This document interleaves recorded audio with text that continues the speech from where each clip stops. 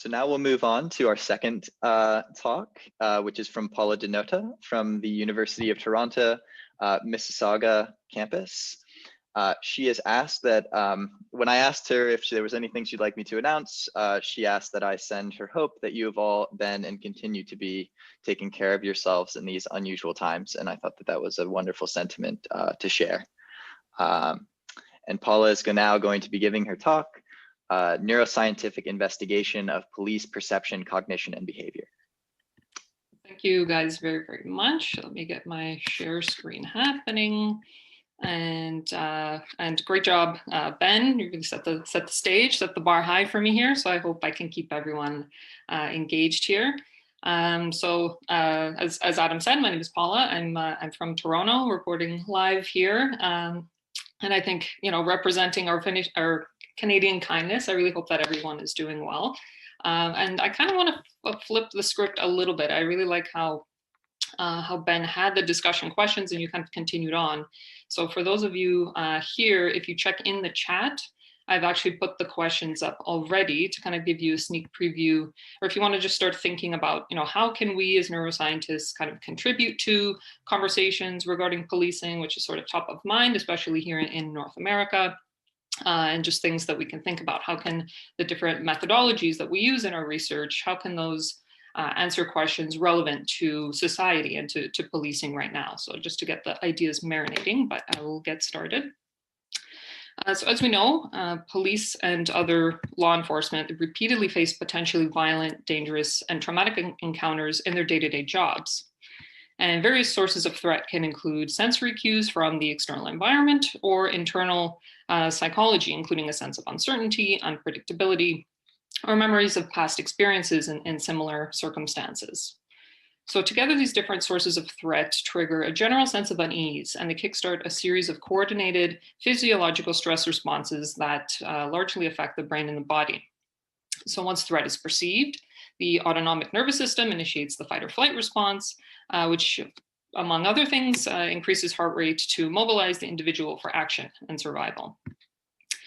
These effects also influence several perceptual and cognitive processes, and there are a lot of research studies in both novice and experienced police officers that they report a lot of perceptual distortions, including narrowed attention and tunnel vision, as well as different sensory distortions like slowed down time, amplified or even dampened sound.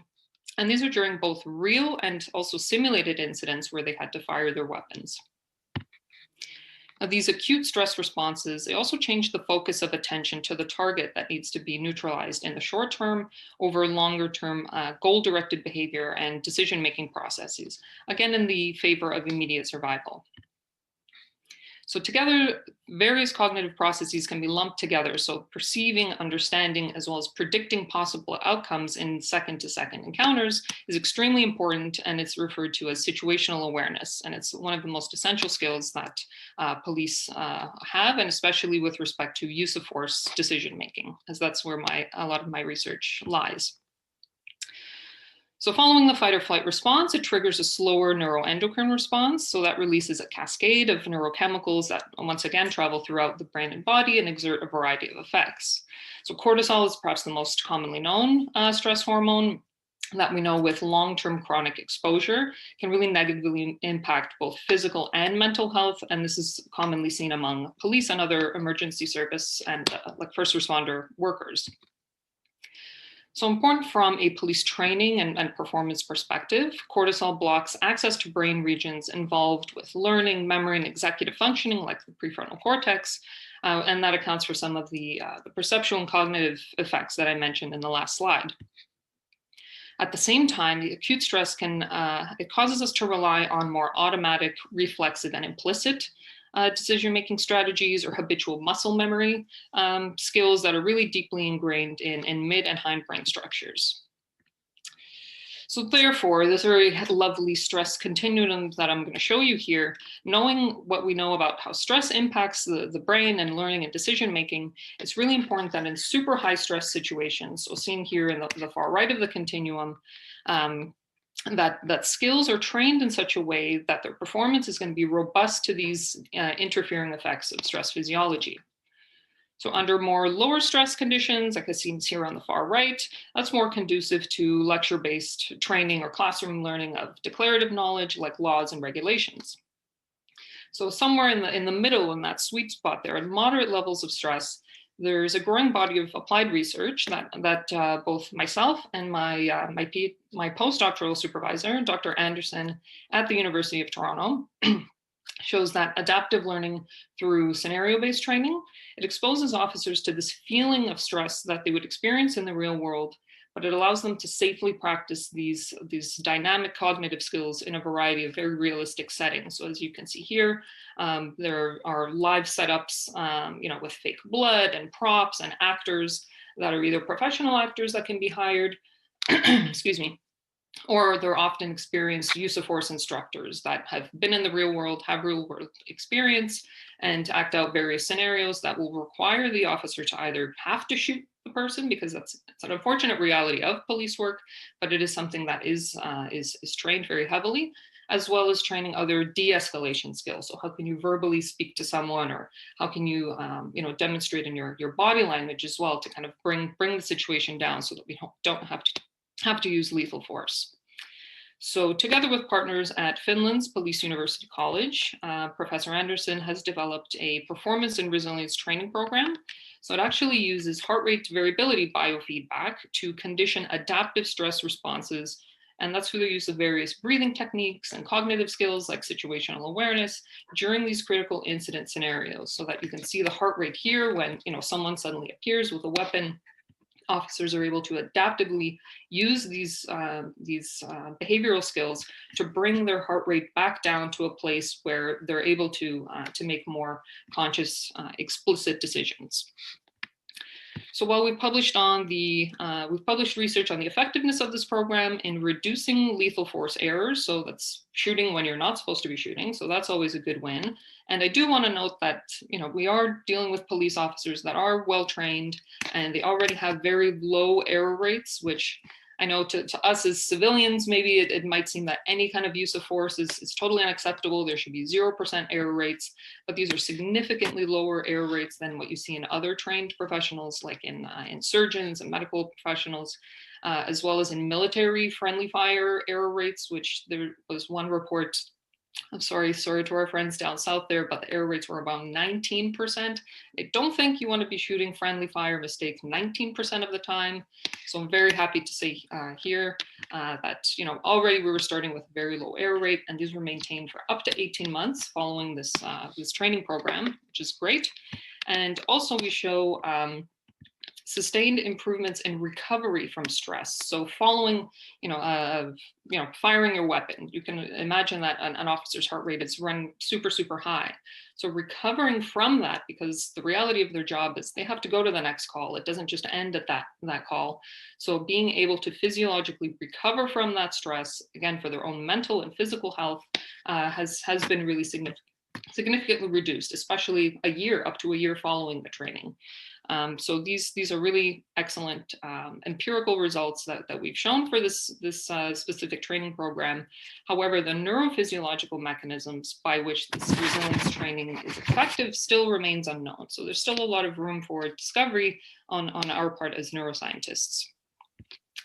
So through my applied research experience, I do have a PhD in cognitive neuroscience, but now have been working with all these great first responders.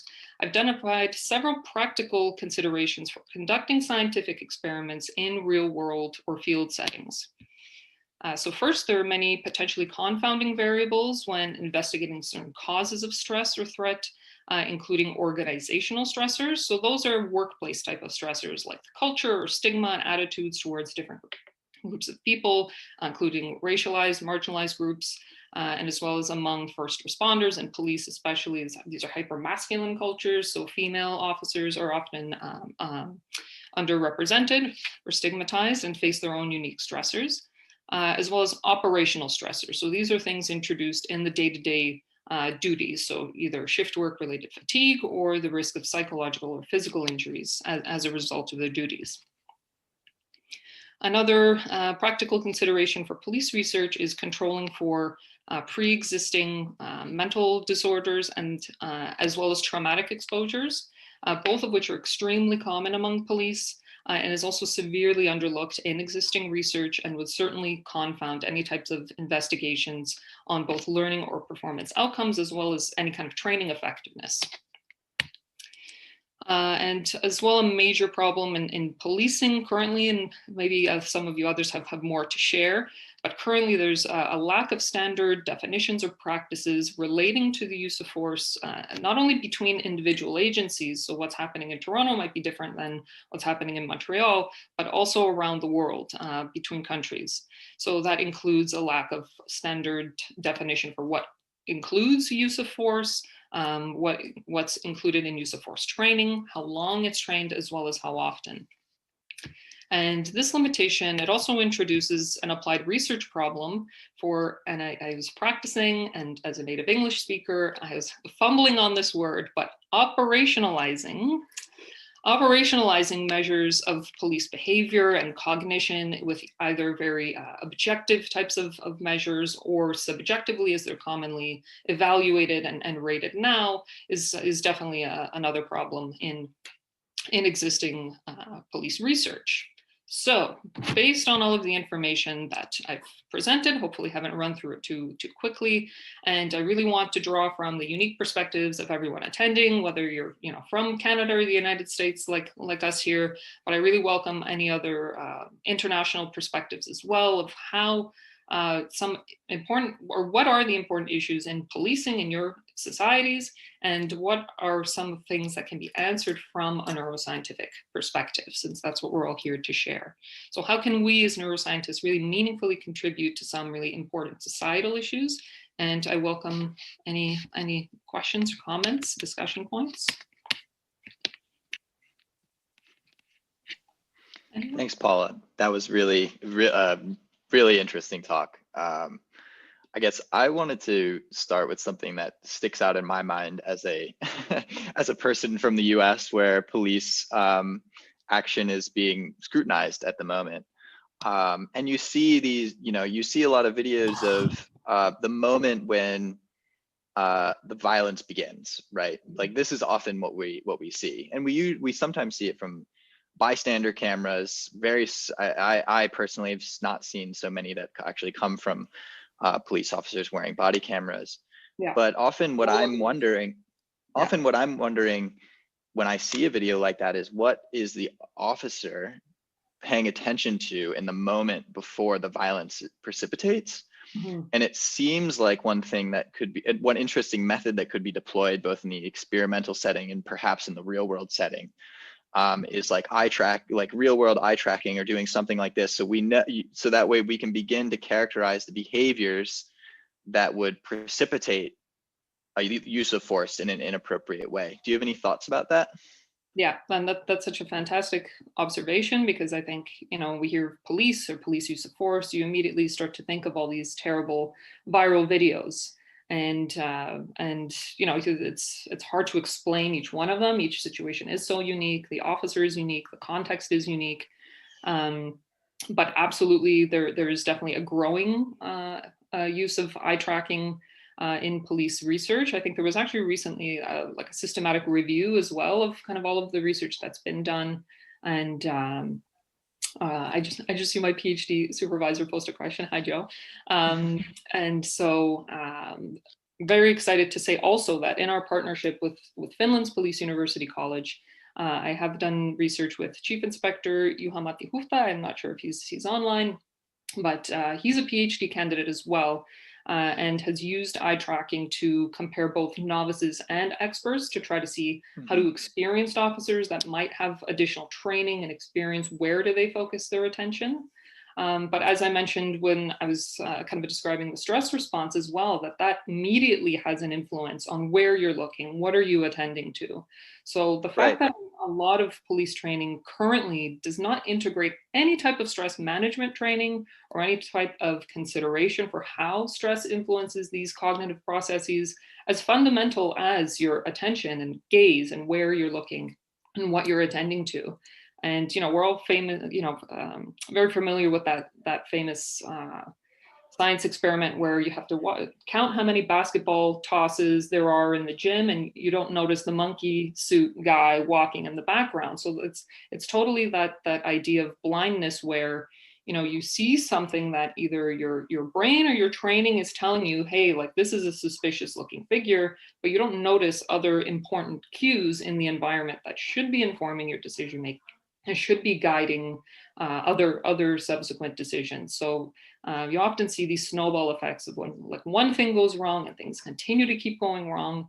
And unfortunately, police are uniquely tasked. They're the only profession where they're legally entitled to use a lethal force. You know, other professions you're required to try to save a life and preserve life as much as possible. But police are the only ones, as well as us citizens in self-defense and in defense of others' lives, if we believe that they are in danger, at least here in Canada, that's the law, that police are the only ones that have the power to pull a trigger. So the gravity of the consequences of these decisions, it's really important that we ask these questions from an empirical perspective and use exactly these types of tools. So I think you're jumping ahead to my next question there, Adam, but exactly looking at what methodological approaches would be effective. So eye tracking is definitely one of them. It's definitely very heavily utilized in lab settings. But in the real world, you know, can we get Google Glass or things like that to see where officers are looking? And you mentioned also body-worn cameras. There's a great deal of controversy surrounding those as well, for privacy issues, for resource issues. A lot of police agencies can't afford to you know, equip every single officer with a body camera. And then becomes the issue of, you know, are you generally surveilling the public? You know, what are our individual rights as civilians for being on video? Things like that. So maybe from the audience, I invite you guys to think of other approaches like EEG or MRI. You know, it's hard to stick officers into a scanner and expensive as well, but that's something that I hope to engage in the future.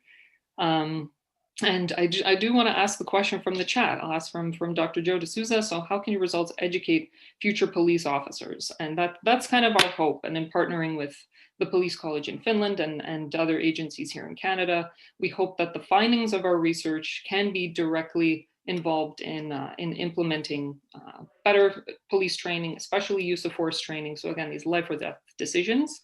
And the wonderful thing about our partners in Finland is that they've seen the research, they've seen that this iPrep training works, and it's actually been integrated as part of a mandatory part of their basic police training. So every single police officer receives training in stress physiology, like basic physiology, cortisol, fight or flight response, how it affects your perceptions, how it affects your cognitions, and different decision-making strategies. And through the adaptive scenario-based training, that allows you to experience that stress and work through that and actually practice these skills of like literally just taking a breath, bringing down your heart rate so that 1 second can make the difference between life or death of making a better decision. So I'm going to stop talking now and just let someone else maybe ask a question. But any other? One thing that just to give people time to post anything that they're thinking. One thing that I noticed in your data was this kind of upswing in errors in use of force that happened after 6 months. So I was wondering what you think was causing, like might have led to this. Is it something where it's like a vaccination where we need to like do a 12 every 12 months, do a refresher to make sure that, you know, a person remains continuously inoculated, just to continue the vaccination metaphor. Absolutely. What were your thoughts on that? Yeah, that's absolutely right. So like with any kind of new learned skill, whether, you know, we look at, you know, more basic motor learning research where you have these adaptations of reaching behaviors, you know, there's kind of a slow learning curve. And then once learning is sort of optimized, it does wear off. And we know from MRI scans that the kind of the motor representations for any newly learned skill will degrade. You know, it's kind of the use it or lose it principle, that if you don't use these skills. And another really important thing too that I want to be able to convey on behalf of our police partners is that these use of force incidents Even in America, I'm very familiar with the Canadian statistics, so I do want to say that the use of force incidents are extremely rare. So it's obviously not rarefied in the popular media. These are, the first images that we see when we think of police. But thankfully for many of them, they might go their entire career without ever having to fire their weapon in the course of duty. And that's, obviously what we would hope for. So these are extremely rare scenarios, but it is nonetheless something that they have to prepare for and train for adequately. So especially given that, the fact that police officers, the resources might only have 1 day a year in which you practice a training scenario, and it'll also coincide with your certification and recertification of firing your weapon and having the basic competency basically in using your firearm. So also pairing evaluation with learning, and I think that kind of ties in nicely to Ben's talk as well, is that we have education kind of in one box, but training and evaluation, it introduces its own source of stress, and it's like, okay, I have to do this perfectly while I'm learning it for the first time. That you would almost never kind of teach someone that way. So the standards that we use for teaching and educating police officers should definitely be held up to the same standard as we do for surgeons and other people that are involved in life or death decisions. So I think that actually will bring me nicely to the last discussion question is, if I can move my chat window here, is how we as neuroscientists can contribute to evidence-based policing. So what is evidence-based policing? Well, it really is what it sounds like. So using policies and practices that are rooted in some sort of either scientific evidence or empirical evidence. So like the research that I just presented to you on the use of force training. We see that this works. We followed up with police officers up to 18 months. We know that around 12 months, 18 months, the skills do start to degrade. So what we try to do with all of our peer-reviewed research studies is to try to write some practical recommendations at the end that practitioners and stakeholders, people that are involved in making the rules of how police are trained, that they can actually use some of these recommendations to improve current training practices. Another thing we've also done is writing policy reports. So these are to the ministries, to the government bodies, again, that govern how police are trained, and writing these very lengthy recommendations, like the answers are there. What do we do? What do we do in response to all of these errors of lethal force? Well, this is the science. We've established the science that this is what happens to your brain and your perception in these critical incidents. And these are ways to train officers that they're better prepared, protects their safety, protects the safety of the public. But it's up to that part of the chain to work and to put these practices into action. So that's what we hope to do. And I'm happy to answer any other questions, but I do just want to quickly acknowledge and thank my postdoctoral advisor, Dr. Anderson at University of Toronto, Mississauga, our fantastic partners at Finland's Police University College, funding sources, and the ministries, Ontario Ministry of Labour and Ministry of Solicitor General, that have supported our lab in generating some of these science-based insights, as well as some of our partners across Canada that are dedicated to researching and treatment for military and public safety people that protect us and have really kept us all safe, and especially during COVID as well. It's just an additional stressor for them and for all of us. So I want to dedicate this talk to their service. So thank you guys very much. Great. I think that was